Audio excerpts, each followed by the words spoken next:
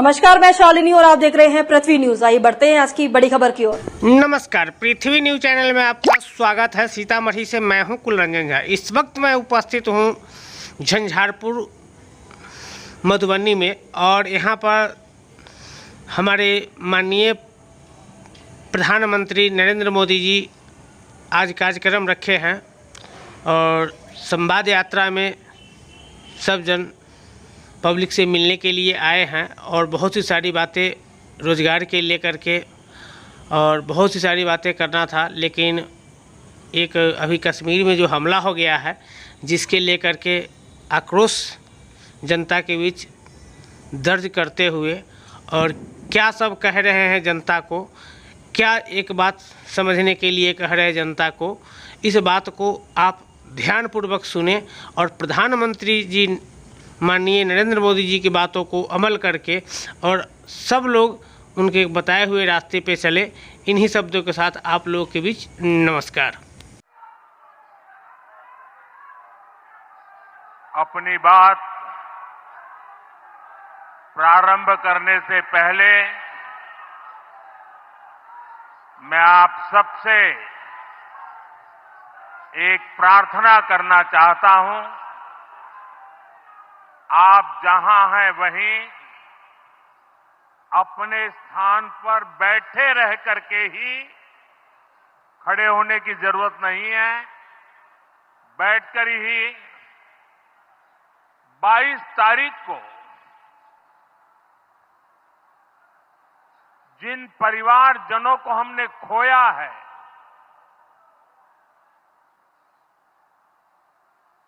उनको श्रद्धांजलि देने के लिए कुछ पल हम अपने स्थान पर बैठ करके ही मौन रख करके अपने अपने आराध्य देव का स्मरण करते हुए उन सबको श्रद्धांजलि देंगे।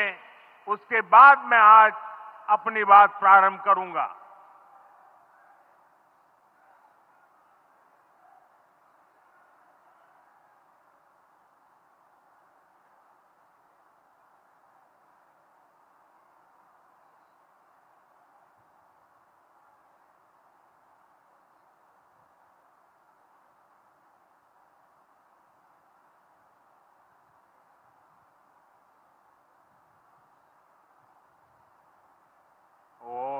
शांति शांति शांति।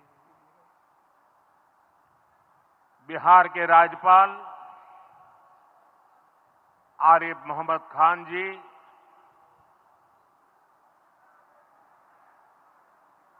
यहां के लोकप्रिय मुख्यमंत्री मेरे मित्र श्रीमान नीतीश कुमार जी,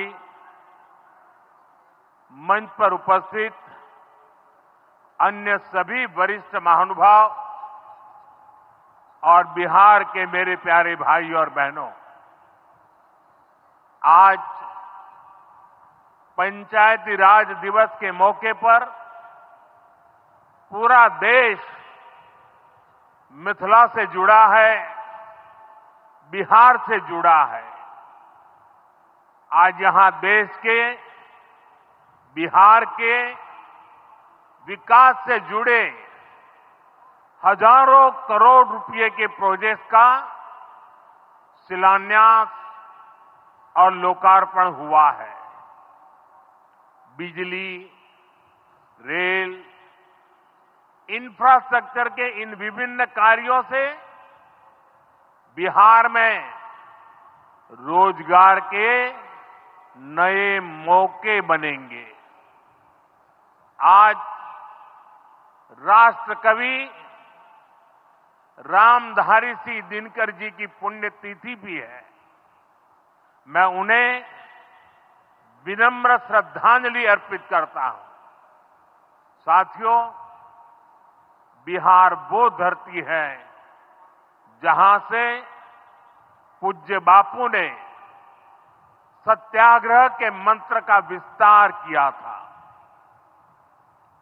पूज्य बापू का दृढ़ विश्वास था कि जब तक भारत के गांव मजबूत नहीं होंगे तब तक भारत का तेज विकास नहीं हो पाएगा।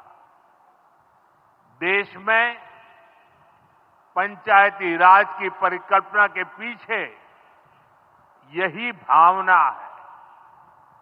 बीते दशक में पंचायतों को सशक्त करने के लिए एक के बाद एक कदम उठाए गए। टेक्नोलॉजी के माध्यम से भी पंचायतों को मजबूत किया गया। बीते दशक में 2 लाख से ज्यादा ग्राम पंचायतों को इंटरनेट से जोड़ा गया है। 5.5 लाख से ज्यादा कॉमन सर्विस सेंटर्स गांवों में बने हैं। पंचायतों के डिजिटल होने से एक और फायदा हुआ है। जीवन मृत्यु प्रमाण पत्र, भूमि धारण प्रमाण पत्र, ऐसे कई दस्तावेज आसानी से प्राप्त कर सकते हैं। आजादी के अनेक दशकों बाद जहां देश को संसद की नई इमारत मिली, वहीं देश में 30,000 नए पंचायत भवन भी बनाए गए। पंचायतों को पर्याप्त फंड मिले, ये भी सरकार की प्राथमिकता रही है। बीते 10 साल में 2 लाख करोड़ रुपए से ज्यादा का फंड पंचायतों को मिला है। ये सारा पैसा गांव के विकास में लगा है।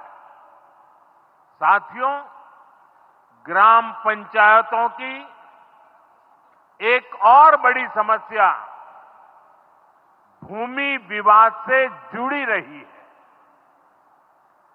कौन सी जमीन आबादी की है, कौन सी खेती की है,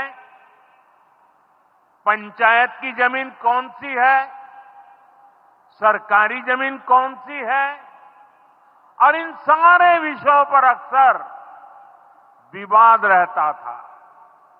इसके समाधान के लिए जमीनों का डिजिटलीकरण किया जा रहा है।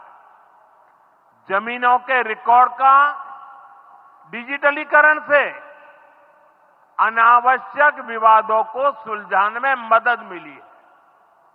साथियों, हमने देखा है कि पंचायतों ने कैसे सामाजिक भागीदारी को सशक्त किया।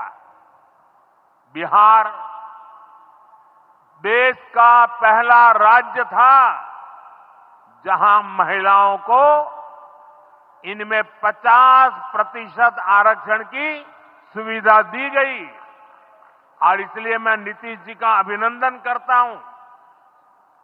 आज बहुत बड़ी संख्या में गरीब, दलित, महादलित, पिछड़े, अति पिछड़े समाज की बहन बेटियां बिहार में जनप्रतिनिधि बनकर सेवाएं दे रही है, और यही सच्चा सामाजिक न्याय है। यही सच्ची सामाजिक भागीदारी है। लोकतंत्र ज्यादा से ज्यादा भागीदारी से ही समृद्ध होता है, सशक्त होता है। इसी सोच के साथ लोकसभा और विधानसभा में महिलाओं के लिए 33% आरक्षण का कानून भी बनाया गया है। इसका लाभ देश के हर राज्य की महिलाओं को होगा। हमारी बहन बेटियों को ज्यादा प्रतिनिधित्व मिलेगा।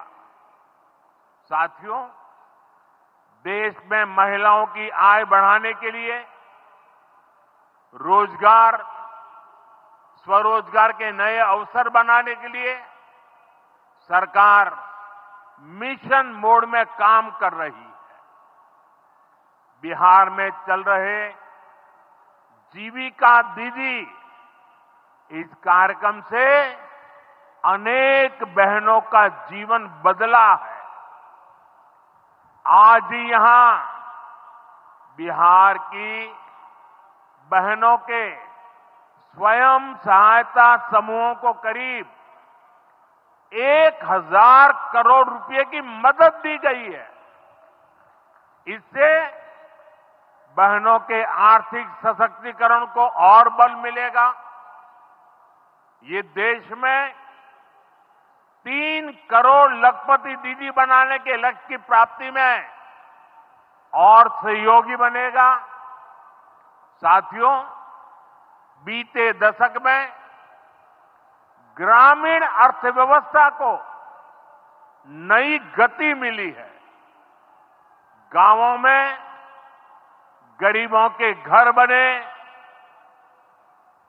सड़कें बनी, पक्के रास्ते बने हैं, गांवों में गैस कनेक्शन पहुंचे, पानी के कनेक्शन पहुंचे, शौचालय बने हैं।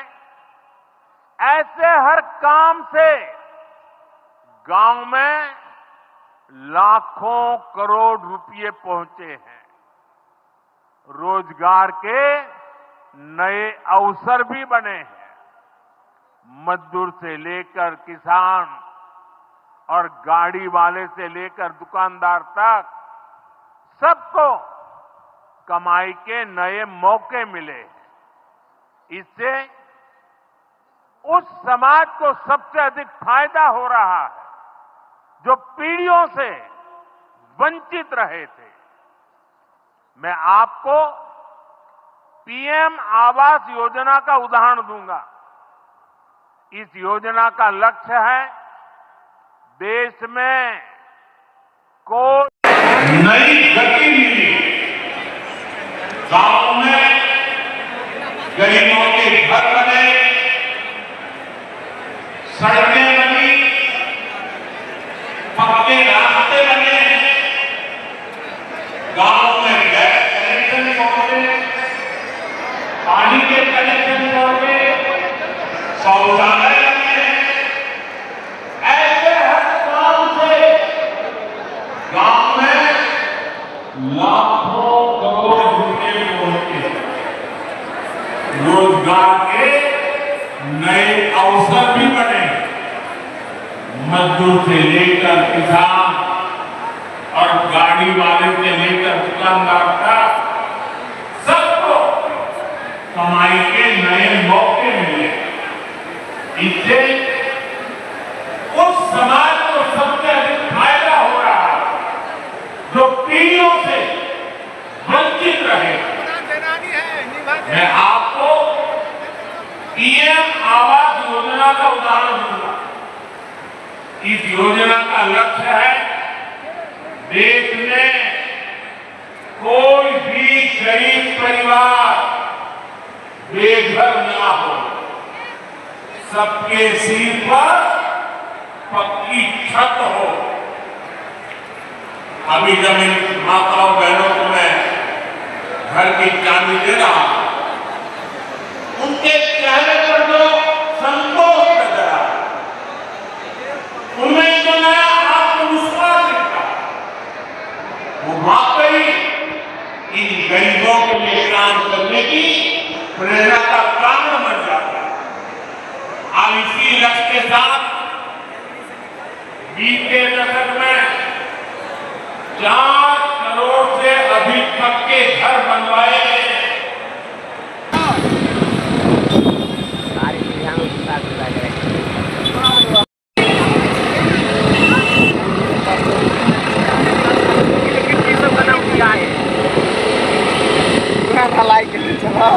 तब तक के लिए बस इतना ही। फिर होगी आपसे मुलाकात। तब तक के लिए नमस्कार और देखते रहिए पृथ्वी न्यूज।